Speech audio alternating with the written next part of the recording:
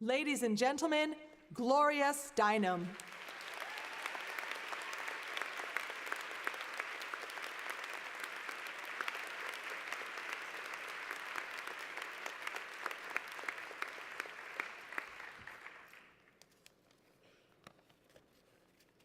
You know, even when you've done this a lot, you get nervous.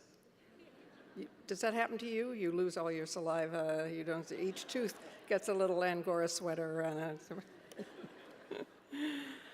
I always knew, as pretty much the whole country knew, that Lena Dunham is a writer, actor, director, producer, who became the voice of her 20-something generation by doing all those things for girls, not to mention all her other books, TV series, and films. She is kind of our Orson Welles, only better, because she does it with no cult of mystery or ego. You might also add Oprah, because of her generosity in showcasing other people, and Stendhal for her writing that captures the complexity of social action.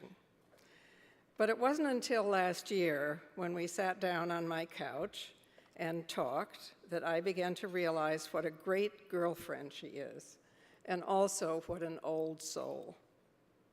How do I value Lena? Let me count the ways. She is kind.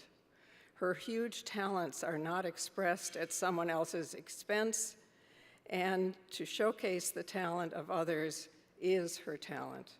The real lives of people who are like and not like her are her subject.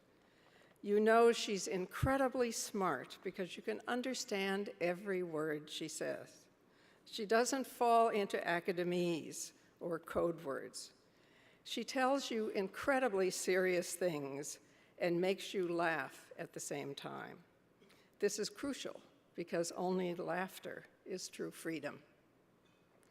She is a living bridge between new and old media, knowing how to use the endless possibilities of the first, while also loving books, novels, ideas, journalism, factual accuracy, and all the virtues of the old. She always looks like her authentic self, not just with as much joy in body decoration as the Omo people in Africa, and the very opposite of artifice and insane, dangerous breast implants and foot-long eyelashes that so distract us from what very good people, very good women have to say.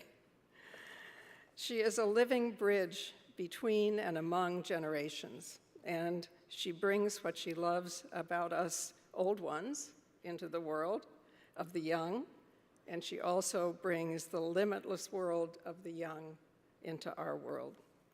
She is deeply political because she knows that life itself is political, and that voting for the first time is as deep as sex for the first time. Her making of that comparison on television helped to elect President Obama. She understands that everything matters, including fashion, and her new show called Suited, about fashion and identity, invites LGBTQ youth especially. And most important, I trust her, and that is everything. Remember, trust is one of the 3 organizing principles of Black Lives Matter, which I would like to remind everybody was also founded by 3 very young women, Alicia Garza, Patrisse Cullors, and April Tomedi. The first 2 principles of Black Lives Matter are lead with love and low ego, high impact. But I think that the most important is the third, move with the speed of trust. Because we trust Lena, she teaches us that we can fuck up and it's okay. That all human beings fuck up and it's okay. And she brings to us and to young people and to the world the so important message that you don't have to be perfect to be great. Lena moves us all forward toward a time when at last, we as human beings will realize that we are not ranked, we are linked. I am grateful to be in this room and on this earth and linked with Lena Dunham.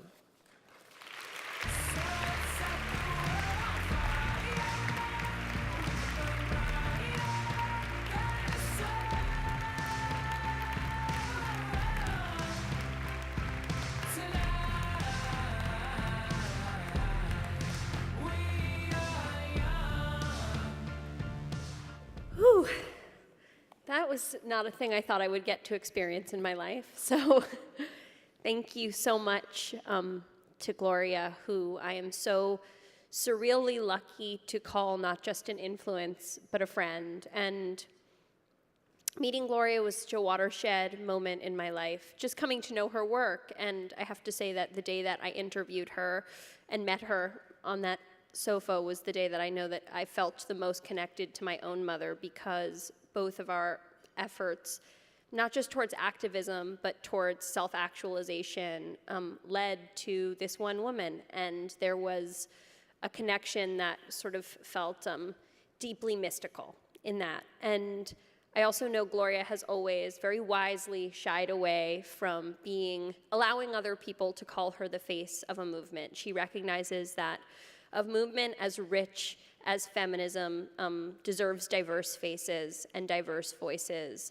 and that those voices won't always agree, and they won't always even like each other, but they're in it for the long haul together. But I do have to say that so many of the rights that we hold so dear, and so many of the opportunities that I've been given and the other women in my age group, those I know, those I don't, who have been given, are the direct result of the activism Gloria has been brave enough to pioneer over the last, I don't want to put a number on it, guys.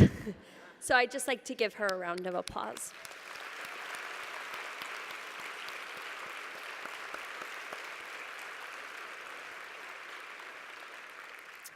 Usually I come to these things very prepared with a speech, and I nervously read it looking down, and I made the very intelligent choice to join this group of women with absolutely nothing of note to share with you, because I felt strongly that listening to them and listening to Gloria would be transformative for me, and it was. And so what I wanted to say is when Andy played his very fun game where he went around the table and scared the living shit out of us, he asked what I would do if I woke up and I was a man, and I said, kill myself. And the reason I said that wasn't because I'm subscribing to an old binary. I love the fact that we're in a time where we get to determine what gender looks and feels like to us. It was not because I wouldn't know what to wear. It was because I feel so passionately lucky to be doing the work of being female right now. I feel so lucky to be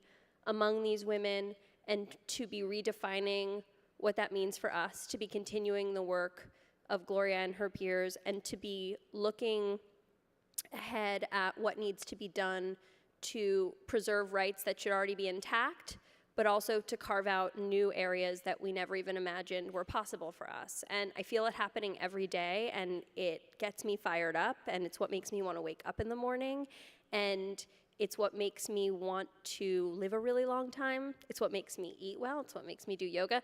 The one time I did mushrooms in college, I had a very strong, I did them twice, but they worked once. I had a very strong feeling. I went into a bathroom and I looked in the mirror, and suddenly I felt the connection, not just to every woman who had come before me, but to everyone who would come after me, and the understanding that we were just a drop in a greater pool of water, and that our job was to move forward together in strength. Thank you, mushrooms. I've taken that with me, enriched by the teachings of women like Gloria and by the actions of women like the ones who are on this stage. And I think that something that this whole event speaks to is the importance of intergenerational female friendship, intergenerational female mentorship.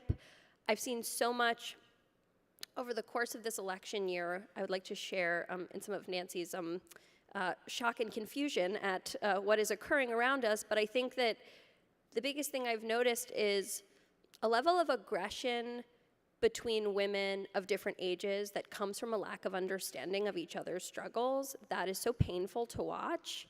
And so to be able to treasure friendships like the one I have with Gloria, like the one that I was able to share with Nora Ephron, like the one I had with my great aunt Dode, who died at 101 2 years ago, you know, still very attracted to Barack Obama, those are the relationships that make me feel strong and that educate me and that I hope to have with younger women for my entire life. And so I'm so grateful to New York Women in Communications for making an event like this possible and for reminding us, as Gloria said, that we are linked, not ranked, and that our job is to grab up here or down here and make a big old chain. So thank you so much.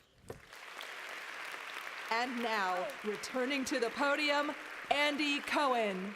Gloria wanted me to say one more thing.